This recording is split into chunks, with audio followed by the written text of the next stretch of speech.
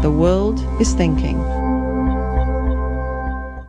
Jeremy, getting back to the stock market, and feel free to talk about other investments if you want to, but where should we be putting our money right now? I know it's really important to be a long-term investor and have a diversified portfolio, but which sectors do you think will be doing best and worst over the next year, and is there anything you wouldn't touch with a 10-foot pole? Sure. I think there is one thing that she just mentioned, that it is 95% of your portfolio's behavior and your ability to reach your goals is driven by your asset allocation and diversification over time.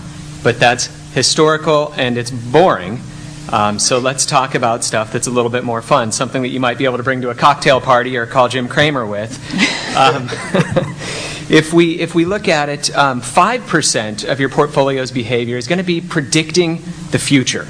So we're going to, again, get out our crystal balls and take a look at where we should be going.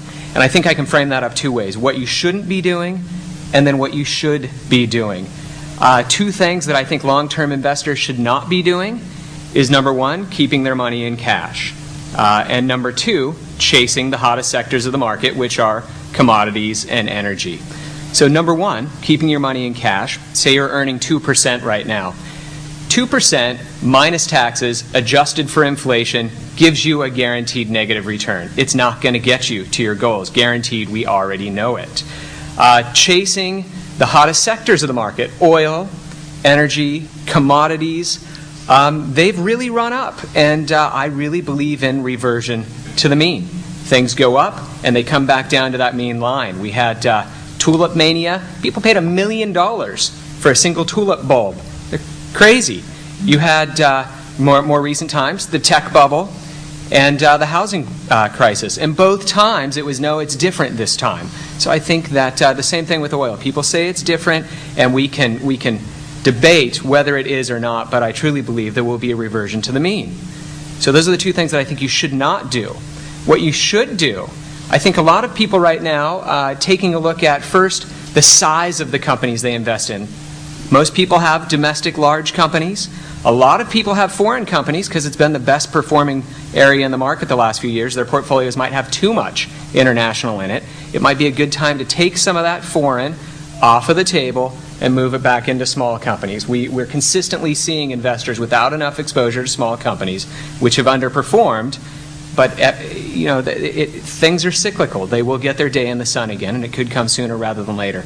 As far as sectors, at Charles Schwab, we like healthcare and technology. It's kind of a two-pronged approach. Technology historically has been very volatile, but as we start to come out of recessions, it's performed well. Companies need to spend money on their technology to increase their profits when business is bad. They start investing in technology and it starts to pay off as the economy recovers. Healthcare, on the other hand, has been very stable historically during times like we're seeing now, during downturns. It's a good place to go to try and earn a consistent return. We think there's some great valuations and opportunities there. As far as what I wouldn't touch with a 10-foot pole, again, it's got to come back to that oil and commodities. I think that it's probably a good time to take some of the money off the table there. I'm not saying get rid of your whole exposure to energy. Maybe bring it back down in line with the rest of the market. But it's probably run up a good bit lately. Might be a good time to take some of that money off of the table.